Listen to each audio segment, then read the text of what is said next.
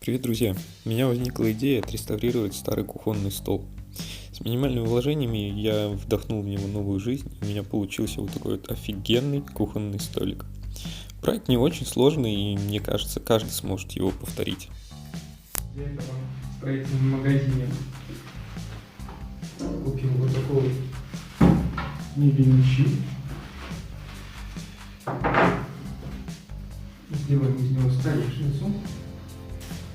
Щит взял немножко больше, 1,20 на 60 м. Покрою его маслом. Вот, немножко эпоксидкой замажем кое-какие сколы. А на ножки взял вот такие вот балясины, 4 штуки. Они как раз подойдут нам по размеру, считайте, готовая ножка.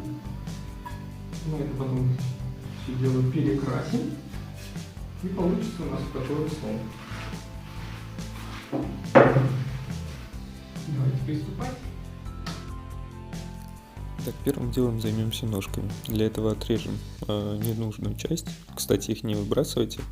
Я их использовал для ножек своей кровати. Если вы еще не видели видео, как я делаю кровать, можете перейти по ссылочке вверху.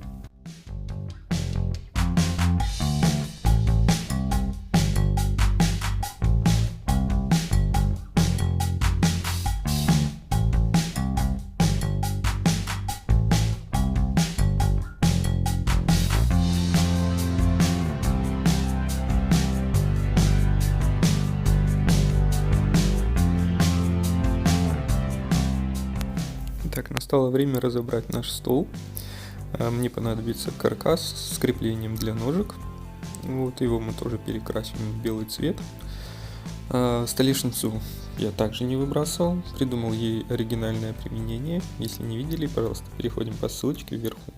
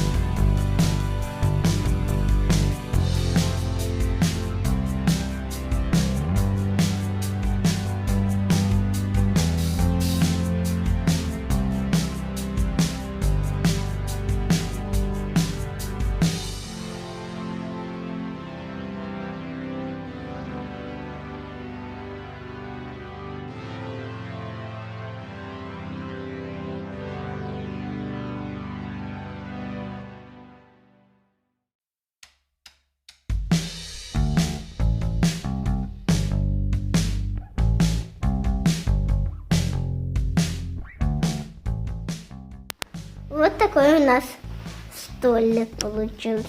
Что ты делаешь? Что ты делаешь, папа? Нам, зайка, надо поменять столешницу. Столешницу? А вот смотри. Смотри.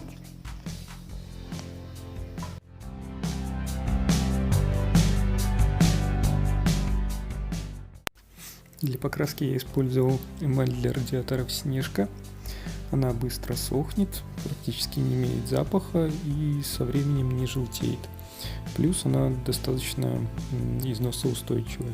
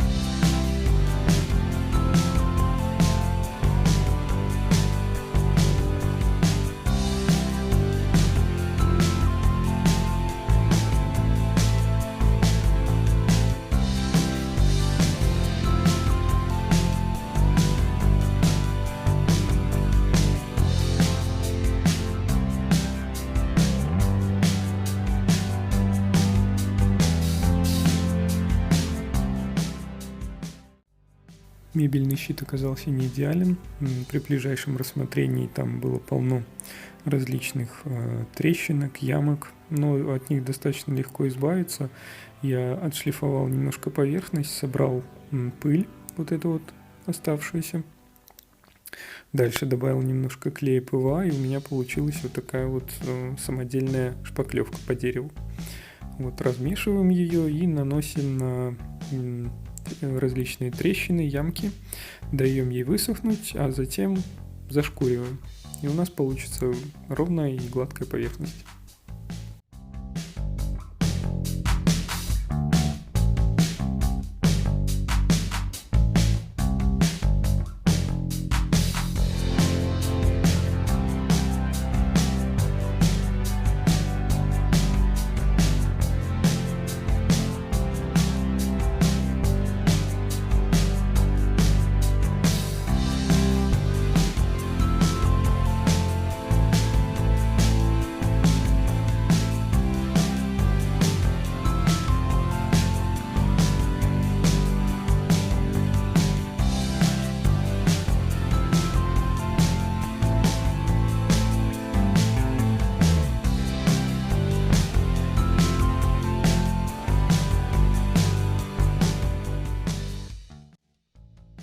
После того, как я зашкурил поверхность, я ее обеспылил. Вот, решил я покрыть столешницу маслом. Масло мне нравится гораздо больше, чем лак. Оно приятнее на ощупь, гораздо более экологичное. Если вы вдруг повредите поверхность, вам не придется ее зачищать полностью, весь лак снимать, грубо говоря. Вам будет достаточно локально нанести масло снова, и все. Поверхность у вас приобретет, в принципе, исходный вид.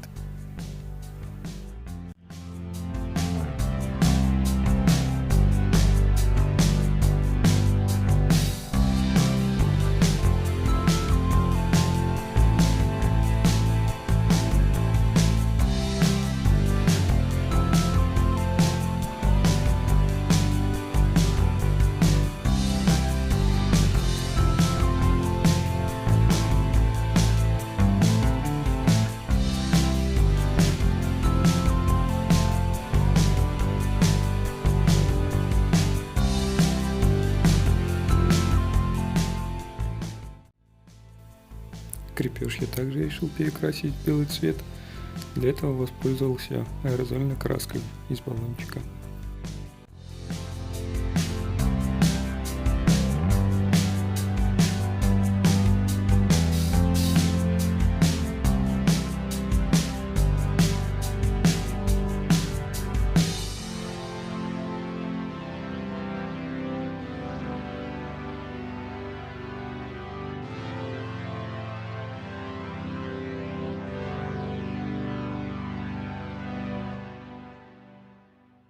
Ну и наступает финальный этап. Нужно собрать все вместе. Я приложил каркас, вымерил расстояние, чтобы было одинаковое с двух сторон. И прикручиваю каркас. Также дальше прикручу ножки. И в принципе все. Наш стол будет готов.